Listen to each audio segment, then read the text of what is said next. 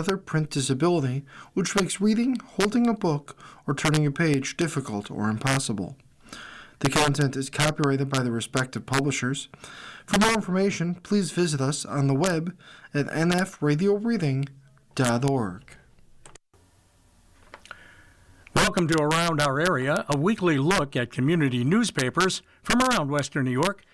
Your reader for this hour is Chuck Stevens. COPA reflects on tenure, lays out the next steps. We'll begin with the Amherst Bee. After over a decade in local government, Amherst Supervisor Brian COPA is leaving the public sector, and politics go back to his first love, architecture and planning. I try to proceed as if success is inevitable, COPA told the Bee in an exclusive sit-down interview. I try to carry that with me with everything I do. COPA will hand the reins over to Supervisor-elect Sean Lavin on January 1st, 2026, after serving 2 consecutive 4-year terms as supervisor for the largest suburb of Buffalo with a population of roughly 131,000. COPA was first elected as supervisor of the town of Amherst in 2017 and then again in 2021. He also served as the mayor of the village of Williamsville for 2 terms prior to that, from 2011 through to being elected supervisor. COPA was also a trustee in the village from 2007 to 2011 before being elected mayor. He has led American Planning Association award-winning projects with a focus on Main Street pedestrian access and green infrastructure. COPA served as the president of the Association of Erie County Governments from 2013 to 2015. He has served as an adjunct professor at the University of Buffalo since November 2021. When I was mayor, we restored a mill and transformed Main Street, COPA said. We wanted to make Main Street more pedestrian-friendly and safer and had to figure out ways to do it. So we added curb extensions and the Hawk signal. COPA also worked with Tonawanda Supervisor Joe Eminger to make changes to Niagara Falls Boulevard to prevent pedestrian accidents. COPA said he was first inspired to jump into the political arena when, as a resident, he heard about the plans for a Walgreens going in at the corner of Main Street and Union in Williamsville. He said exceptional development was important to him as an architect and urban planner.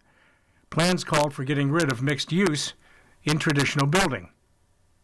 Someone needed to change that, so I ran, COPA said. That decision began over a decade of working to shape the future of the village of Williamsville and the town of Amherst.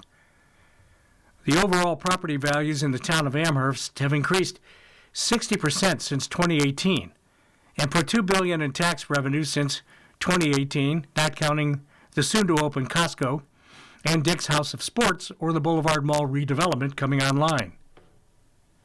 Other endeavors under his tenure include the Boulevard Mall redevelopment project, Picture Main Street, a corridor plan to address transportation traffic circulation, parking and pedestrian safety along Main Street and its immediate surrounding neighborhoods in Snyder and Eggertsville, and the revitalization of a stretch of Bailey Avenue in Eggertsville, which included the conversion of a former Harley-Davidson motorcycle dealership into the Town of Amherst Police Department's training center. Niagara Falls Boulevard's retail development, especially the Boulevard Consumer Square, have brought a boon to the retail business in the town. There were 2 years where we added $500 million a year in new property value, COPA said. We had an amazing growth pattern. There were challenging times, too, like the COVID-19 pandemic.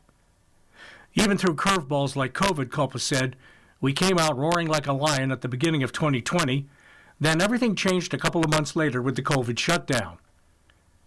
There were controversies during his tenure, such as the long-debated Westwood property and the infamous 11.4% tax increase in 2023.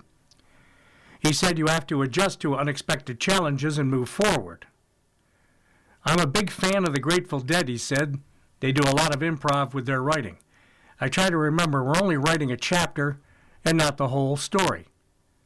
I don't love the word pride, but I'm very satisfied with the work we've done.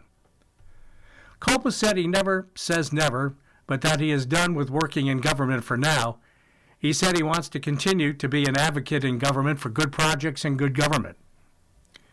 He's taking a role as partner with Masiello Martucci Hughes, a lobbying group, as well as working as principal architect at his company, Waves Architecture and Engineering. It comes with a range of emotions, he said, reflecting on leaving his role as supervisor. It's bittersweet because I love what I do. I've enjoyed it, and I loved doing this. I don't love reflections. I try not to harbor regrets. Success is a lot of things. Are there things you learn, lessons? That's everywhere in life. Elsewhere in Amherst receives state funding for road safety. The town of Amherst will be receiving funding from New York State as part of an overall $32 million grant to help road safety. Town of Amherst will receive $400,000 to install curve warning signs on South Ellicott Creek, Gettsville Road, Seabrook Drive, Campus Drive North, and LeBrun Road.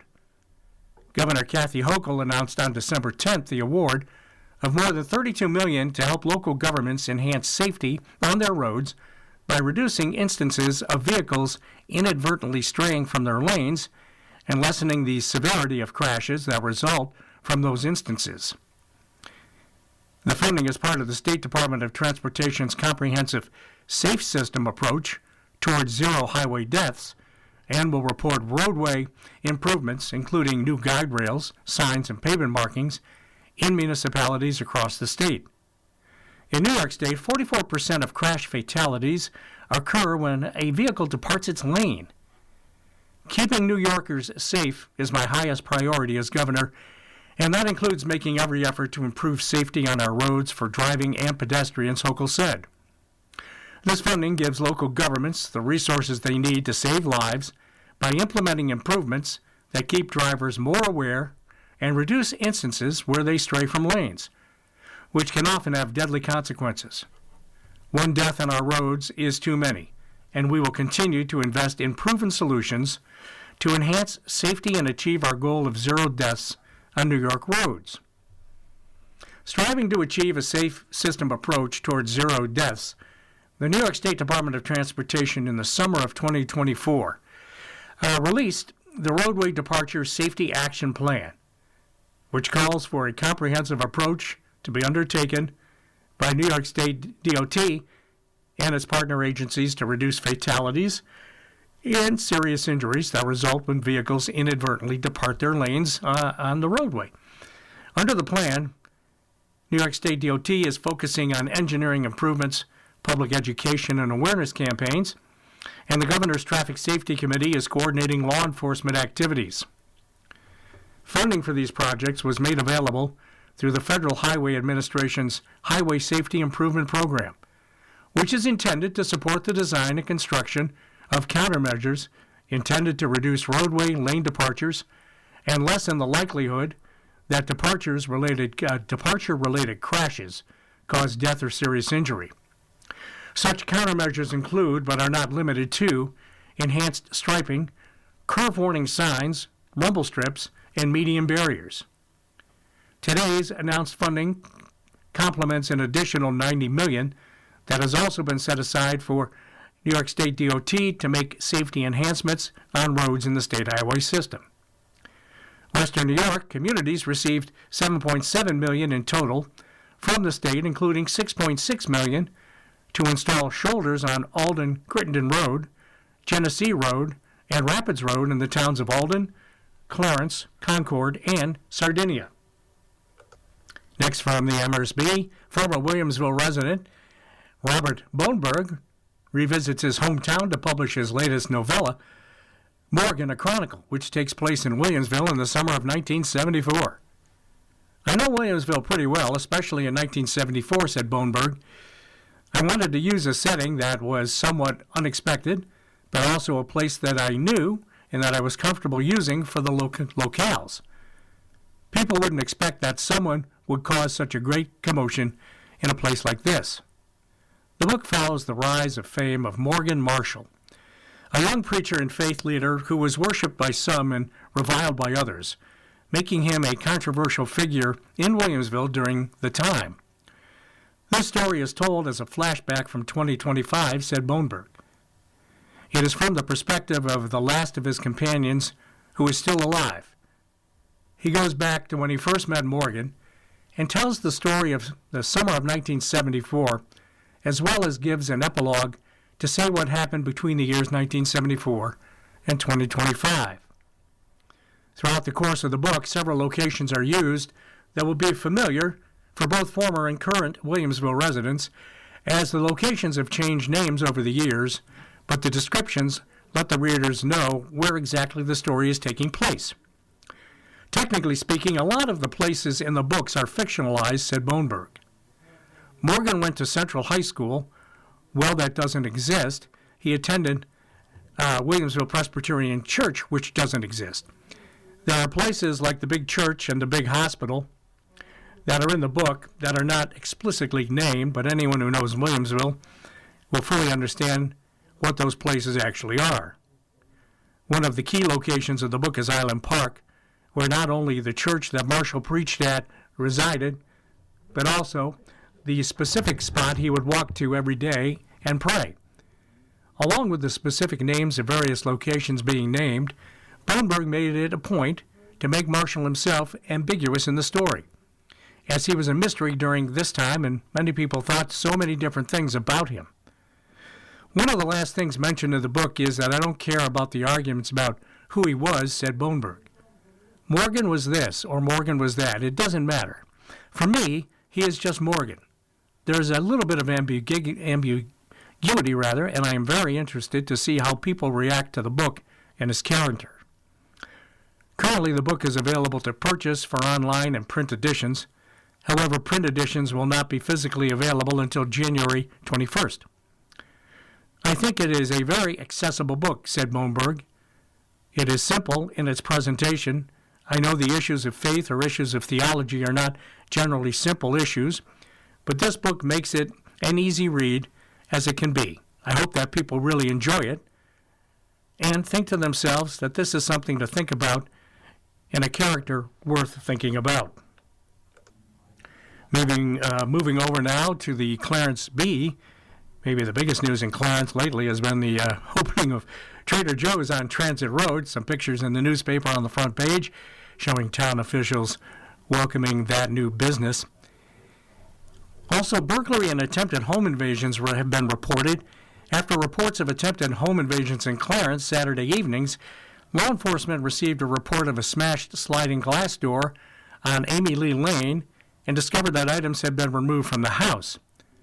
According to Erie County Sheriff's, reports came in about 2 individuals allegedly trying to enter homes in the Samato Estates and Country Walk area. The report from Amy Lee Lane was made while deputies and New York State troopers were canvassing the area, the sheriff's office said, and both law enforcement agencies were on the scene in minutes for a burglary investigation. That investigation is ongoing. If you have info, call 716-858-2903 to report it to the Erie County Sheriff's Office.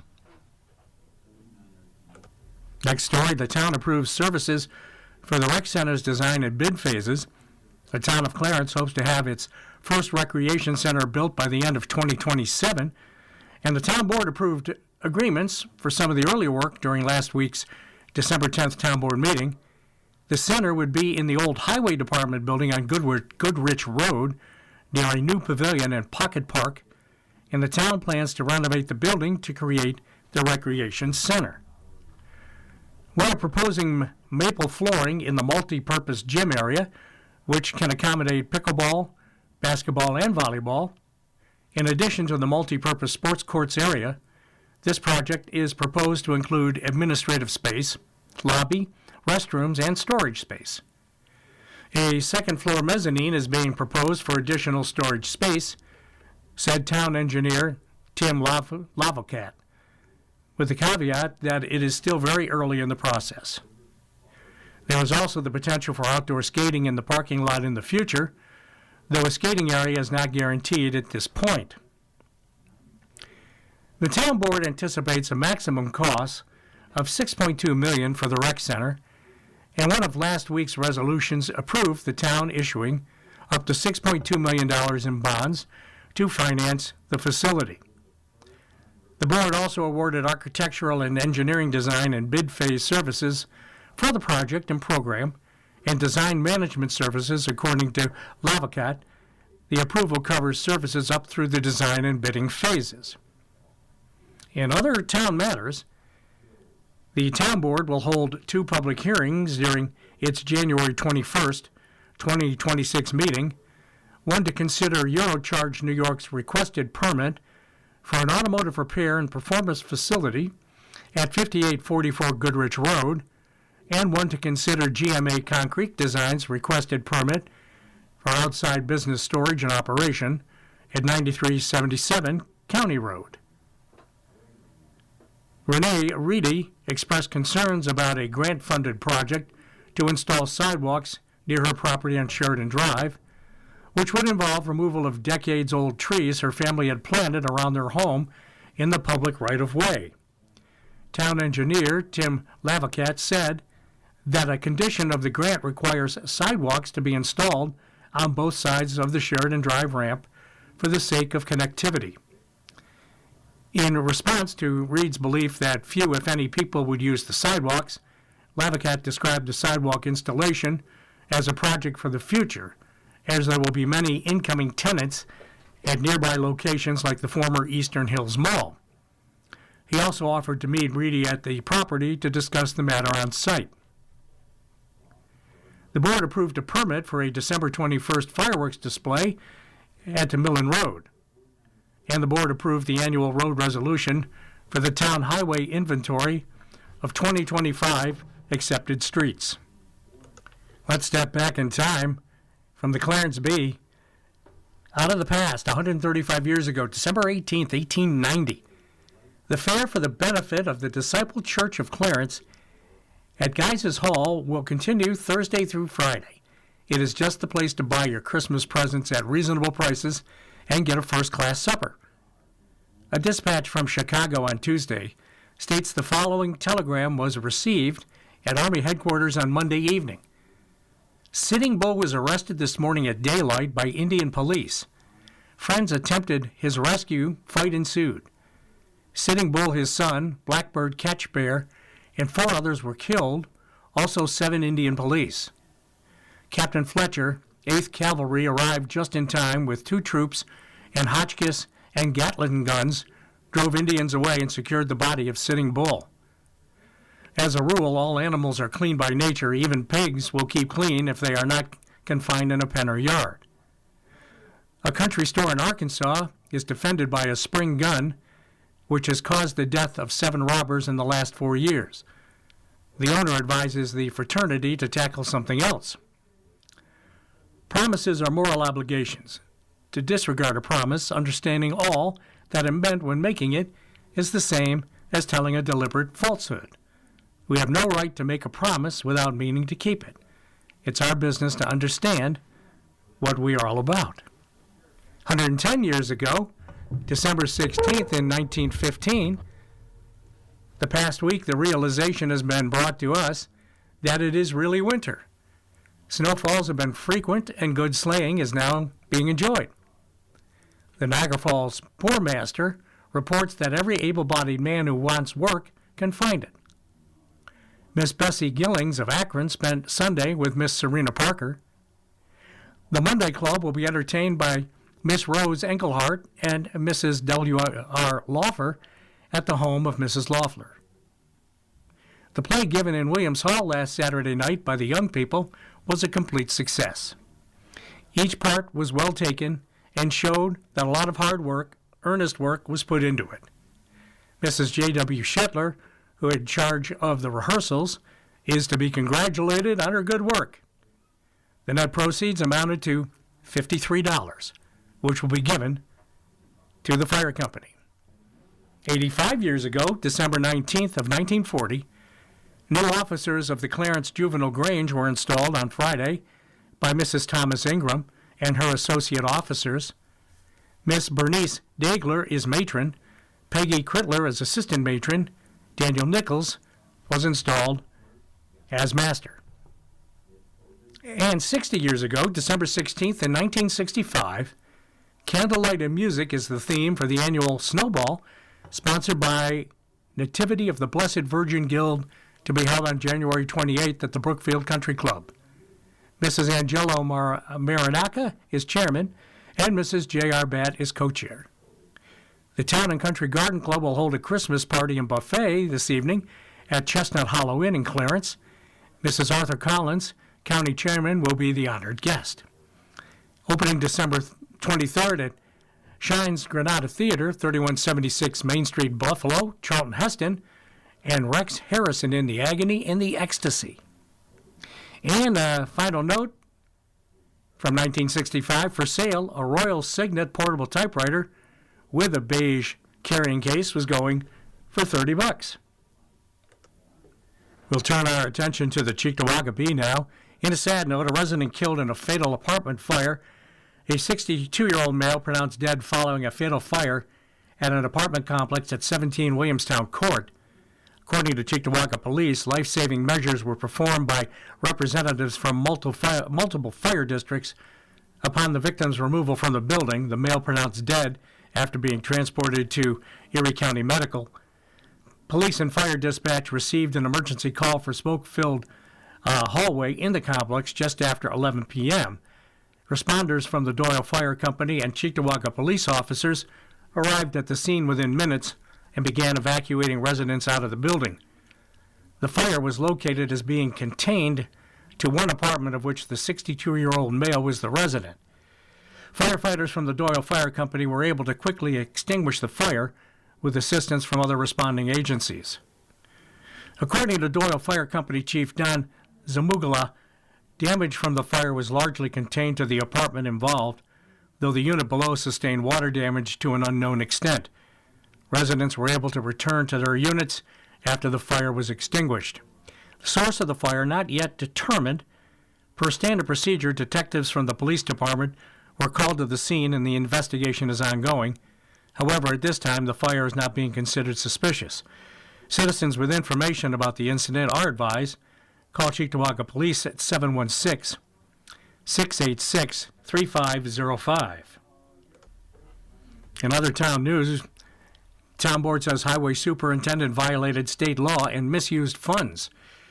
The Cheektowaga Town Board proposed 2 resolutions that accused Highway Superintendent Richard Rusniak of exceeding his legal authority in both highway spending and departmental staff during a board meeting on December 9th.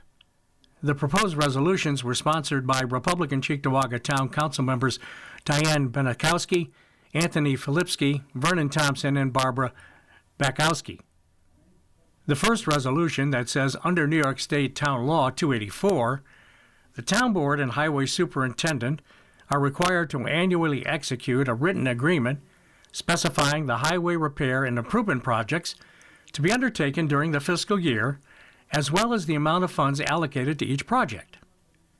According to the resolution, a review of expenditures, project actions, procurement records, and project schedules for the 2025 fiscal year revealed that Rusniak approved or initiated expenditures, work orders, or highway projects not authorized in the agreement and or failed to carry out projects explicitly approved. The resolution also states that unauthorized actions exceeded Rusniak's legal spending authority. The resolution formally determines that Rusniak violated the agreements and directs Town Supervisor Brian Nowak and Director of Finance Brian Kraus to immediately review all highway fund accounts, halt any further unauthorized expenditures, and ensure that no additional highway projects are started unless they're authorized in writing by the Town Board and comply with Town Law 284. The Board also reserved all rights and remedies available under New York State law, including corrective action plans, withholding further appropriations, referral to the Office of the State Comptroller or Office of the Attorney General, and or any other disciplinary or enforcement proceedings permitted by law.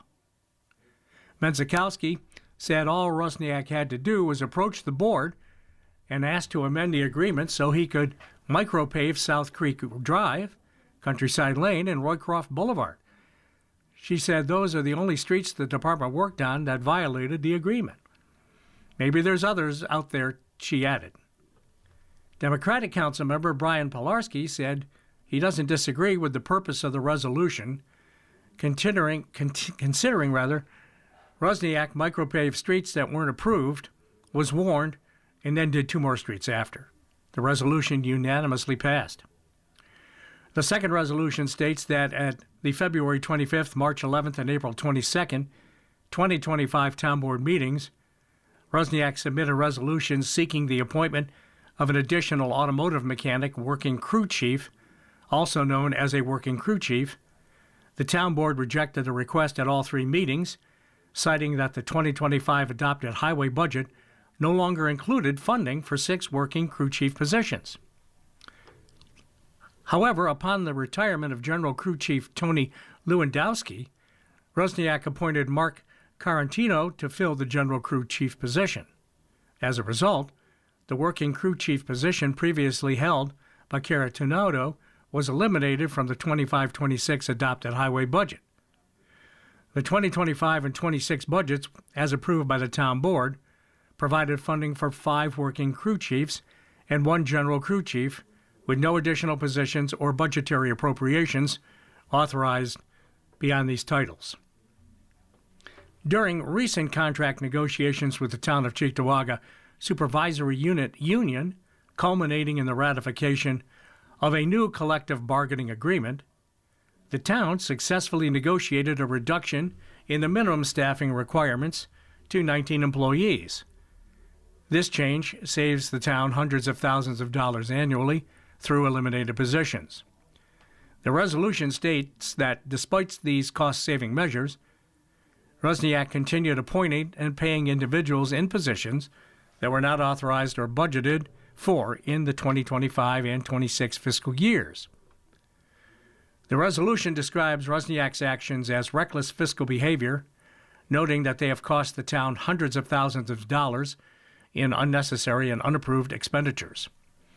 It also states that while Wozniak has statutory authority to select individuals to fill highway positions, the Town Board has the exclusive authority to determine the number and civil service titles of employees in the Highway Department, and to set budgetary appropriations for each title, including general and working crew chief positions. The Board also has the responsibility to audit all claims against the town and the authority to take evidence, examine witnesses, issue subpoenas, and require sworn testimony in determining the validity and legality of claims. The resolution further states that any claims submitted for payment that are inconsistent with the 2025 and 2026 budget appropriations for 1 general crew chief and 5 working crew chiefs shall be subject to audit, investigation, or denial by the Town Board. It formally warns Wozniak that any future unauthorized wage payments to individuals in unbudgeted or unauthorized working crew chief or similar supervisory titles may constitute illegal and unauthorized expenditures. The Board expressly reserves the right to pursue personal recovery, surcharge, or other legal remedies against Wozniak for any such disbursement, ensuring the financial burden does not fall on taxpayers. Pilarski said he disagrees with the resolution, arguing that Wozniak was acting within his budget. He's allowed to hire who he wants, Pilarski said, adding that the situation, which involved a memorandum of understanding, was all messed up from the beginning. He also criticized the resolution sponsored by Republican board members as an attempt to put Wozniak in a gotcha situation, and said the only person who will suffer from it is the working crew chief. Pilarski further opposed passing the resolution, stating there isn't a follow-up plan in place and the board should discuss the resolution more. Benikowski said the board should work something out with the working crew chief that allows him to go back to his old position until another crew chief position opens up.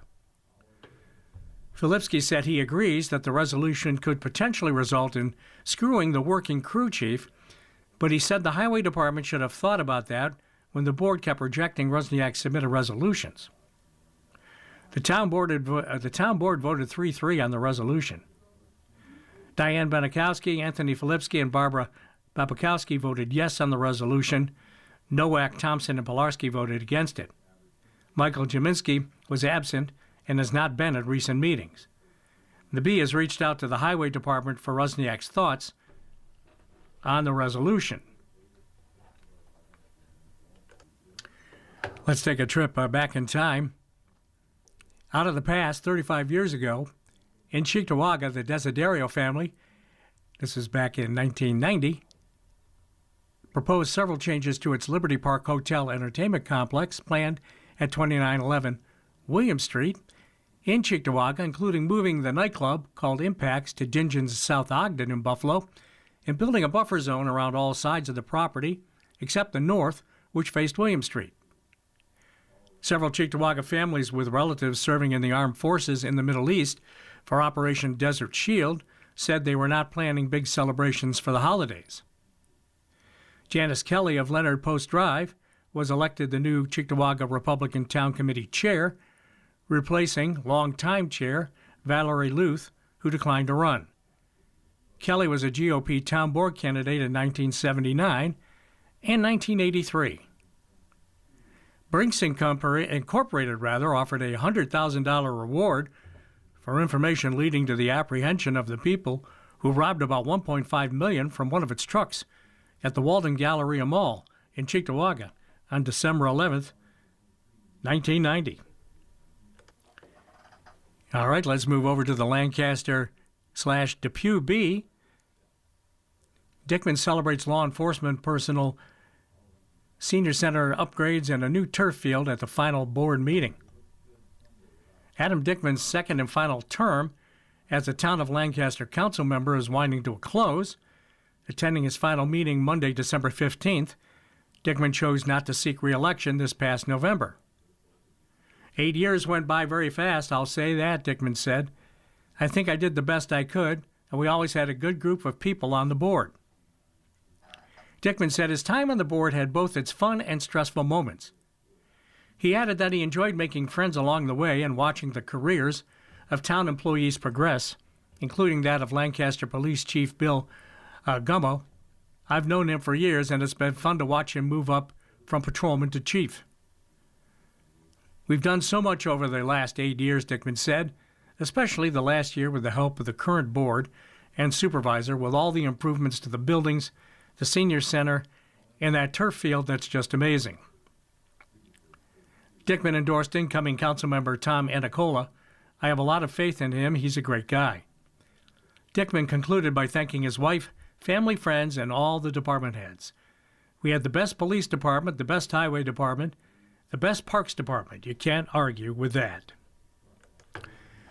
The White House Christmas tree features a Lancaster native's creations. Brandon Koblich of Lancaster, who runs a 3D print shop online, didn't know at first that a 56 ornament order for a location in Maryland was tied to the White House.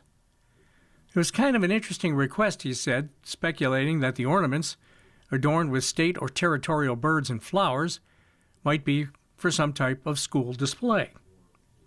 After prompting from his fiancée, Rebecca Rusnak, Koblich did some digging on where the request originated, finding the order placed by the Director of Special Projects for the White House. Multiple trees decorate the White House's exterior during the holiday season, which was where Koblich assumed his ornaments would be placed. I found out I was inside the White House on the official tree, the 18-foot one, Koblich said. To see Melania Trump in the promo video holding it, it was pretty cool. Koblich's state and territorial display is located in the White House's Blue Room, decorating the official White House Christmas tree, an 18-foot concolor fir from Sidney, Michigan. The White House states that the tree's decorations commemorate Gold Star families. Koblich, who works as a sales manager, said he intends to continue expanding his product line. He currently creates ornaments, picture frames, and other items. You can check it out at www.etsy.com/shop/KOBLO/. The community comes together for the Boys and Girls Clubs. Our next article, Scoob's Village Grill, the Bill's Tailgate Group, SantaCon, provided organization with holiday support. In the spirit of the season, several area businesses and community members have banded together to give back to the Depew Lancaster Boys and Girls Club. Multiple initiatives benefiting the club wrapped up recently. Scoob's Village Grill hosted their 6th annual toy drive for the club, partnering with Big Papa's Creamery, 6 Order Tattoo, and the Lancaster Village Flower Shop. Alumni basketball players led a drive with their Buffalo Bills tailgate group in honor of their teammate and former chapter board president, the late John Cansdale, and Lancaster resident Amy Jackson hosted her annual SantaCon, with the proceeds from ticket sales benefiting the club this year. Scoobs has hosted a toy drive for the last couple of years. They've always taken care of us, said club's executive director Jeff Kupka. And the tailgate party, we just got a random phone call from guys that used to play here. I hadn't seen them in years. They were doing it for Cansdale. Alumni Gene Kirshner, who led the tailgate toy drive along with his friend Peter Christoph, said the pieces fell into place perfectly to have the initiative benefit the club. Christoph said to me, "Why don't we donate to the Depew Lancaster Boys and Girls Clubs? I used to play basketball there with my late friend John Cansdale, and his birthday is coming up, so it's perfect," Kirshner said. Kupka used to referee our games when we were younger, and we kind of had a sweet spot for the club. So we organized it, and everybody who came to the tailgate brought a toy. Some brought bags of toys, and we ended up having a trunk full of toys by the end. Peter and I went and delivered them on John's birthday. The club will be distributing toy donations to their members at their annual Christmas celebration as part of their after-school program. We'll buy the kids pizza, cookies, treats, and they get a gift for Christmas, Kupka said. We put out a table, we pick numbers, and whoever gets first gets to go pick up what they want. In addition to the party, the organization hosts additional initiatives to ensure members and their families have a happy holiday, including working with businesses who are interested in sponsoring families.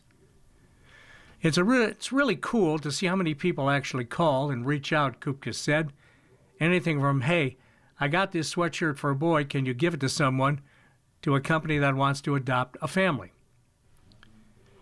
Throughout the year, the club offers a variety of other seasonal parties and events for their members and collaborates with various organizations who donate items like clothing, food, and equipment such as bicycles. It's just cool to be an organization that people look at as, "We know you're a group that will take care of kids. We know you do good for our community.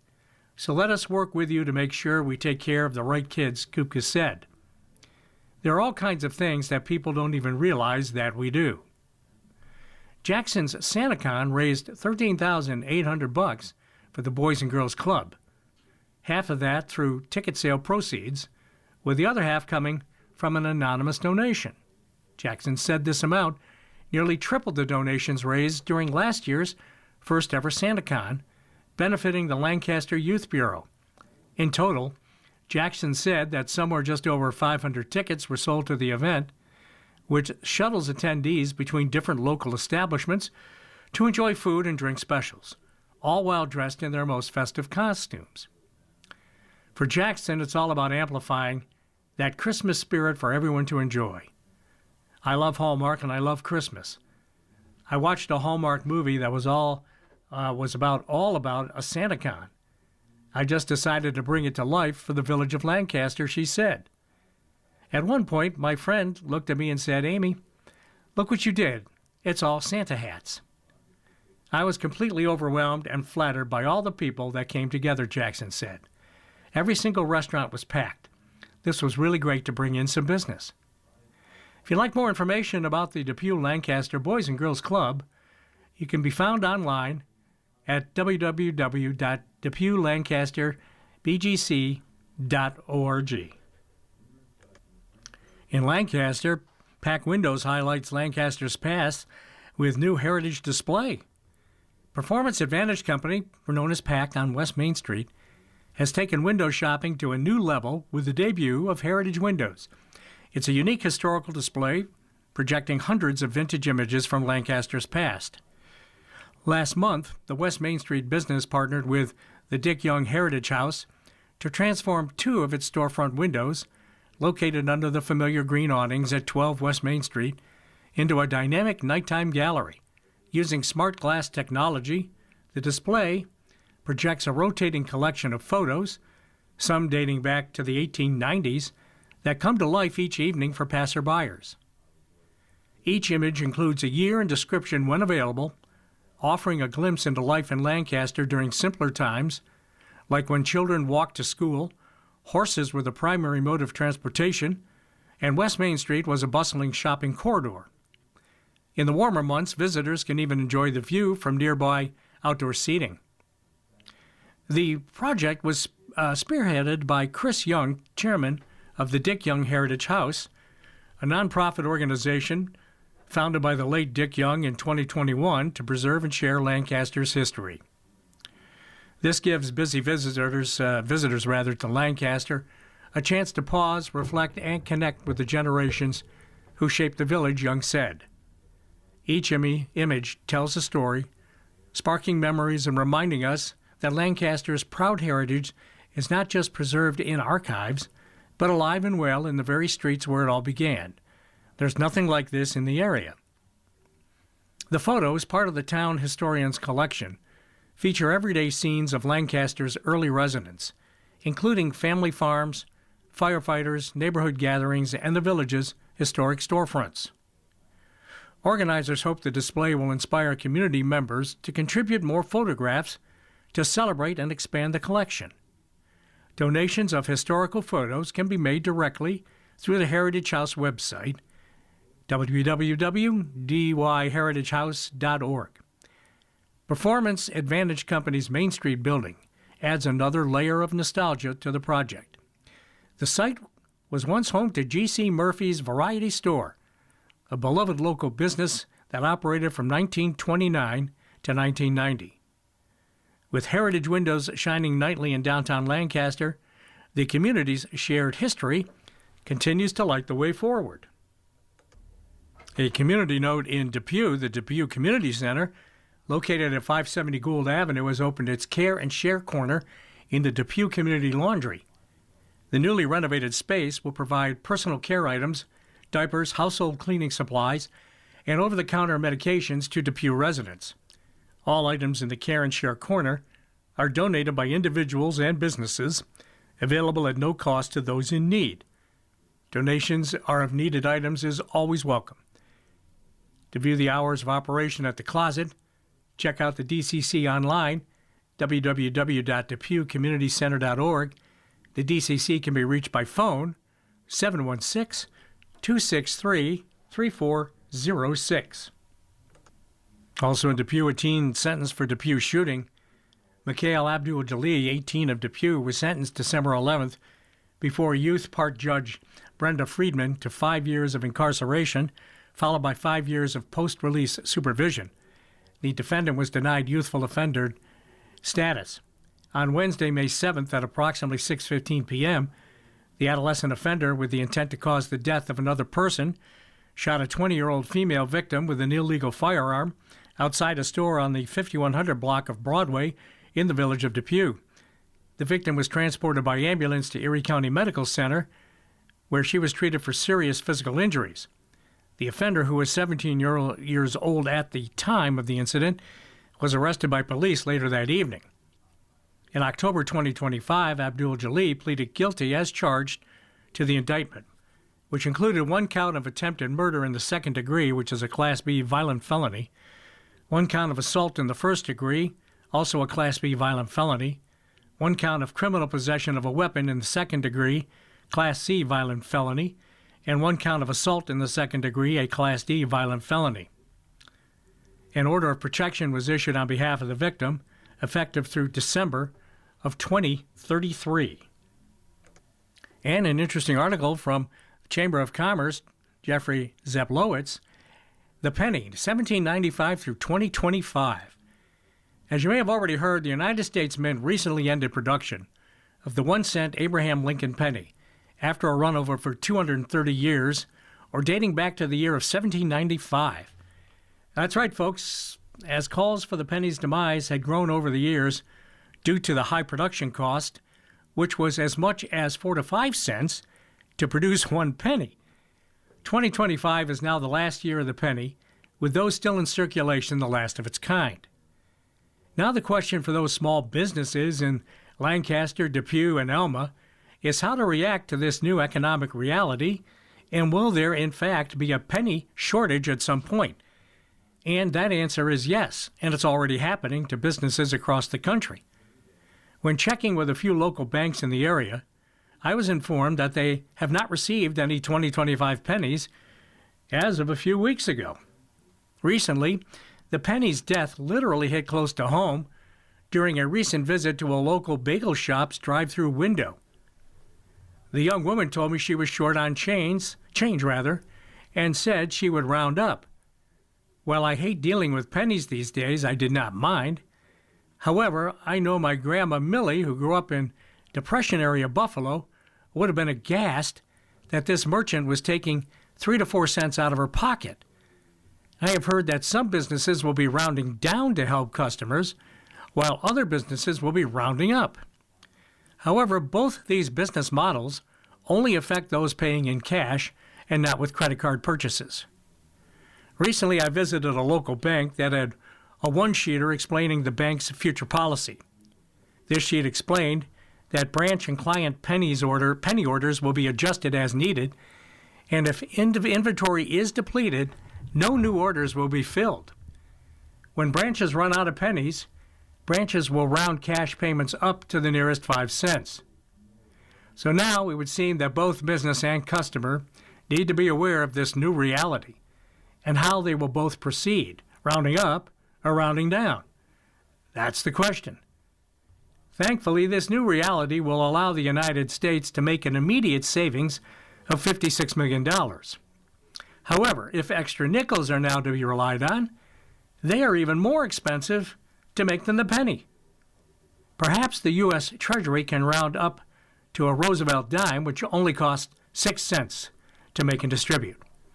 I guess when it comes to how businesses and consumers deal with the penny, it could be a heads-up, heads-down scenario. Next up from the Lancaster Police blotter, December 4th at 8 p.m., Lancaster Police responded to a South Irwinwood Road home after a man reported his Simplicity snowblower had fallen off a trailer the previous night and was missing when he retraced his route. The victim told officers he later discovered his Milwaukee tool bag, valued at about $500, had also been stolen from his unlocked 2011 Ford sedan parked in the driveway. Police noted that there were no surveillance cameras in the area and closed the case due to a lack of solvability factors. December 5th at 4:48 p.m., Lancaster Police responded to Hobby Lobby on Transit Road for a report that a woman attempted to forcibly enter another customer's vehicle in the parking lot after a dispute and then followed the victim around the store while yelling and swearing. The victim told officers the suspect later approached her vehicle again, kicked the door, and continued to shout obscenities before leaving in a dark-colored sedan. The case was forwarded to the Detective Bureau. December 7th at 11:56 a.m., Lancaster Police called to a Transit Road parking lot after a report that a male was trying to get into a Ford Escape using a key that had been reported stolen in a related case out of Cheektowaga. Officers found a juvenile in the driver's seat and learned he had earlier taken the SUV without permission from a hotel parking lot in West Seneca and driven it to meet friends at a nearby store. Police said the teen later went with his stepmother to the Garden Place Hotel, where he was taken into custody, charged with criminal possession of a stolen property and unauthorized use of a vehicle, then released to his mother on an appearance ticket. December 8th, in Depew police took an identity theft complaint from a village resident who told officers she received collection notices for overdue balances on accounts she never opened with a Macy's retailer and LVNV Funding LLC. The victim, who has only one legitimate Macy's account, was advised that an unknown person used her Social Security number to open a second account with a reported balance of $292.19 and a separate collection account showing an amount of $111. She contacted her bank to freeze her credit and was referred to Experian, TransUnion, and Equifax for monitoring, as well as the Federal Trade Commission to file an identity theft report. In Lancaster, on December 8th at 10:50 a.m., Lancaster police responded to Nathan's Trail for a report that someone entered a parked Hyundai Sonata overnight and stole a wallet containing cash, a New York State driver's license, and multiple banking gift cards. The victim later learned a fraudulent $150 charge was made at a clothing store in Cheektowaga and provided officers with home security video showing two white box trucks driving through the neighborhood while people walked up driveways pulling on vehicle door handles. Sounds very familiar in a lot of towns, including my own in Amherst. The case was forwarded to the Detective Bureau. At 11 a.m., Lancaster police responded to William Street after a man reported the driver's side window of his 2021 Chevrolet Silverado had been smashed sometime overnight while it was parked in his driveway. The victim told officers nothing appeared to be missing from his truck and no other vehicles were damaged. With no surveillance footage or evidence found, the case was closed. More now from around our area here on the Niagara Frontier Radio reading service. Let's go to Kenton, that area, the Kenton B. Tonawandas agree to new intermunicipal charter for trails and waterfront. The Rotary of the Tonawandas and the Niagara River Greenway hosted a mayor's breakfast event in support of trails and waterfront access on Thursday, December 4th. During the event, dozens of attendees enjoyed breakfast and coffee, while a presentation was given by Rotary of the Tonawandas Chairman James Jones and Niagara River Greenway Executive Director Gregory Stevens, followed by the signing of the intermunicipal charter in support of Greenway trail connectivity and improved waterfront resources. This charter serves as a renewal of the original one signed in 2019, which expired after 5 years. Now this charter will lead to a decade of collaborative work between the three Tonawandas.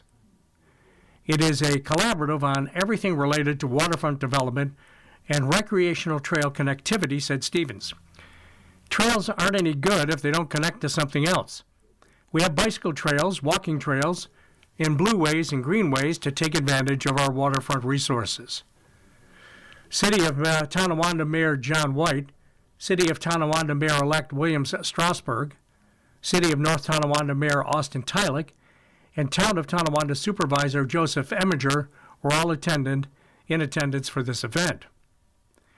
This kind of agreement shows that we're willing to work together, said Tylick. We want to collaborate to really focus on the future ahead of us. We should be proud of how far we have come in the region, and I'm looking forward to the future of this agreement. It's so important to see that all these communities are better off together, said Stevens.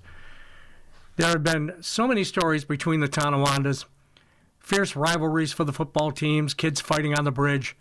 It's nice when we can all collaborate and put things together as a full cohesive unit.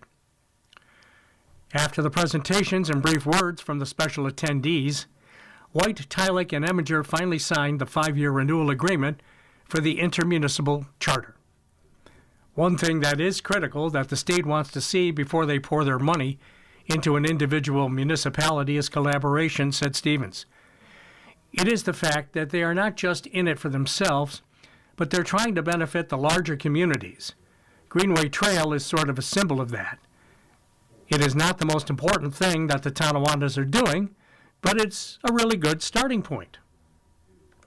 Also from the Kenton area, the Teen of the Week. Lena Robson, a senior at Kenmore Junior Senior High School, is the Teen of the Week. Described as kind-hearted, resilient, and empathetic, Lena has an all-around positive impact on her community. Throughout her time at KJSHS, Lena participated in the Big Picture program. The program allowed high school students to engage in internships in the community for the career of their choice. Lena takes on a mentor role to new and incoming students, modeling what it means to be a Big Picture student, said Stacy Pritchard, Big Picture advisor. Lena was the Kenton School District Weekly Spotlight honoree and won the KJS Beacon Award twice. According to her teacher, Lena is the kind of student who makes an impact wherever she goes. Passionate about local history, she chose an internship with the Buffalo History Museum. There she served as a docent for student groups and helped to make exhibits more accessible for younger visitors. Her knowledge and love for local history are clear, not only in her work, but also in the pride she takes in curating her personal collection of Buffalo artifacts, said Kevin Kruger, principal at KJSHS. Lena is looking to achieve a doctorate degree in archival studies and local history. In preparation to apply to different schools, she has started a personal collection. One of her favorite pieces is a bulletin from the funeral service of President William McKinley dated from September of 1901. Lena takes part in multiple school organizations, such as the Yearbook Club, Gardening Club, and is even the president of the Snake Club. She is also a valued member of the GSA and Wilderness Club, where she leads with creativity, responsibility, and vulnerability. Outside of school, Lena is the chair of worship at Church of the Nativity United Church of Christ in Tonawanda. In addition to serving on the council, Lena has been on many mission trips and volunteers at area organizations through her youth group, demonstrating her remarkable leadership and maturity. Bay Newspapers, in conjunction with a sponsor, will showcase exceptional seniors in 9 of our community as Teen of the Week. The highlighted students will be conscientious, hardworking, and self-motivated individuals who continue to better their communities. These students exceed expectations and are enthusiastic learners. One student will be awarded a scholarship at the end of the 2025-2026 school year.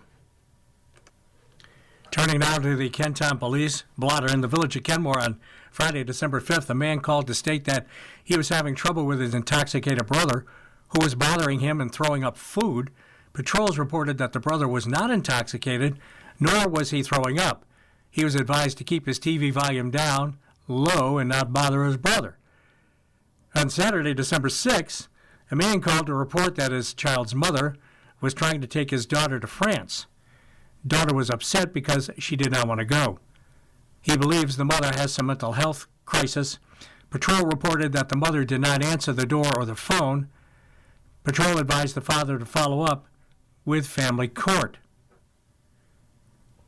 On Sunday, December 7th, a 14-year-old juvenile called to state that her mother's boyfriend was choking the mother. No weapons were seen. A few minutes later, the front desk received another call from the mother, who reported having issues with the child's father, who was trying to choke her. One male was detained by patrol. He was taken to the station to complete a domestic incident report. In the town of Tonawanda, Saturday, December 6th, a caller stated that there was a man banging on the door and was asking to use the caller's phone. Caller believed the man is intoxicated. He was gone on patrol's arrival. A woman stated that her purse was taken from her vehicle parked in the lot. Within the last hour, she already canceled her cards. A police report was filed. Sunday, December 7th, a caller stated that there was a man sleeping in the laundry room in the basement of the building. The caller lives in the building and said he could show patrol where the male subject was. The subject was gone on patrol's arrival and was advised to call back if he returned.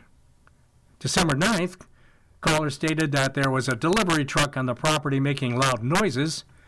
She added that the town notified the business that they were no longer allowed to make deliveries after midnight. She had an email from the town's supervisor and showed it to patrol. Patrol spoke to the manager on location and advised her of the complaint, who said that she would notify her boss of the complaint regarding late-night deliveries. You've been listening to Around Our Area. It's a weekly look at community newspapers from around Western New York. Your reader has been Chuck Stevens. Thank you for listening. Coming up next in the Niagara Frontier Radio Reading Service, we have a reading of our South Towns papers, including Orchard Park, Hamburg, East Aurora, and West Seneca's B papers or Sons. At 3 o'clock, we have the Ample Eagle, and at 4 o'clock, we have the Grand Island Niagara County Tribune Sentinel. Stay tuned for these readings and more throughout the day, and contact us if you have comments, suggestions, or questions. You're listening to the Niagara Frontier Radio Reading Service. Volunteer radio readers broadcast daily readings, 24 hours a day of newspapers, magazines, books, and other printed matter to area people. The following program is intended for listeners who are blind, have